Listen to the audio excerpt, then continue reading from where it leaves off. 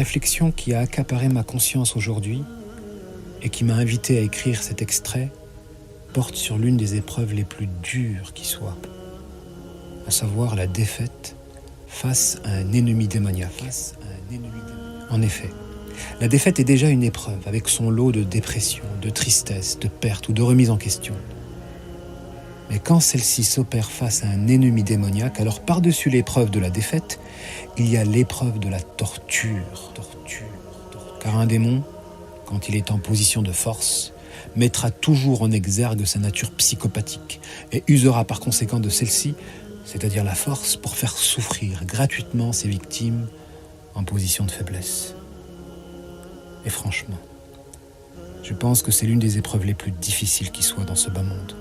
Et personne ne peut ressentir ce qu'a pu ressentir un père, un frère ou un fils qui a eu une femme de sa famille entre les mains des soldats du régime impie, et ce durant de longues années. Aussi, la sagesse que l'on peut tirer d'une telle épreuve, c'est qu'elle enseigne à ses éprouvés, ou plutôt devrais-je dire qu'elle les marque au fer rouge au niveau de la poitrine, l'absolue interdiction de faillir à l'avenir dans la lutte contre un ennemi démoniaque. D'ordinaire, à travers l'histoire, les peuples qui ont connu une telle épreuve, soit ils se sont renforcés, ont développé une forte identité nationale et un courage hors norme, à l'exemple des musulmans d'Algérie ou de Tchétchénie, ou soit, au contraire,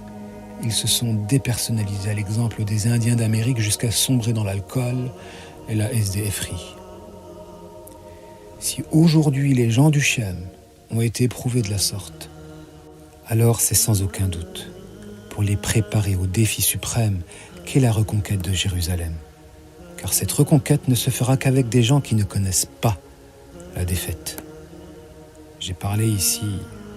de la défaite à l'échelle globale, mais j'aurais pu aussi parler de la défaite à l'échelle individuelle, quand justement, et ce à cause de nos failles, le démon nous torture en se jouant d'une personne que l'on aime,